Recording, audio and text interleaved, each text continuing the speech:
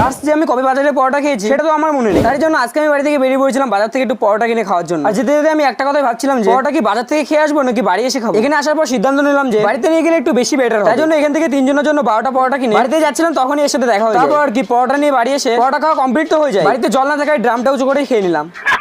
যেহেতু বাড়িতে জল শেষ হয়ে গেছে তাই জন্য ভাইয়ের সাথে বেরিয়ে পড়ি জল আনতে যাওয়ার জন্য। এখানে আসার পর বেশি দেরি না করে ড্রামে জলটা ভরে নিলাম। জল ভরা কমপ্লিট করে সেখান থেকে বাড়ির দিকে বেরিয়ে পড়লাম। বাড়ি আসার পর একটু বেরিয়েছিলাম রাস্তার দিকে যাওয়ার জন্য। আর বাইরে যে এত রোদ তোমাদেরকে কি বলবো, তাই জন্য মন খারাপ করে বাড়ির দিকে বেরিয়ে পড়লাম। এখন আমি ভাবছিলাম যে এই গরমে একটু 7 আপ হলে কেমন হয়। আর বলতে বলতে বাড়িতে এসে দেখি মামা এক বোতল 7 আপ নিয়ে এসেছে। সেটা খাওয়ার পর একটু বাইরের দিকে এসে দেখি একটু মেঘলা মেঘলা ওয়েদার করেছে। আর বিকালবেলা আমি একটু বাড়ির থেকে অনেকটা দূরে এসেছিলাম, ফাঁকা মাঠের এদিকে, কারণ আমার ভয়েস ওভার করতে হতো তো তাই। আজকে ভয়েস ওভার করতে একদম ফাঁকা মাঠে এসেছিলাম। তারপর সেখান থেকে সবাই মিলে একসাথে বাড়ির দিকে বেরিয়ে পড়লাম, কারণ সন্ধ্যায় আবার বাজারে যেতে হবে। সন্ধ্যাবেলায় বাজারে আসার কারণ হলো আজকে আমরা বিরিয়ানি করতে চলেছি বাড়িতে। আর বিরিয়ানি করার জন্য যা যা দরকার সেগুলোই কিনতে এসেছিলাম। তারপরে এসেছিলাম একটা চিকেন সেন্টারে চিকেন কেনার জন্য, কারণ তোমরা অনেকেই জানো আমি মাটন একদমই খাই না। যাই হোক, আমাদের তো বিরিয়ানি রেডি। ব্লগ ভালো লাগলে যেতে লাইক এন্ড সাবস্ক্রাইব করে দিও।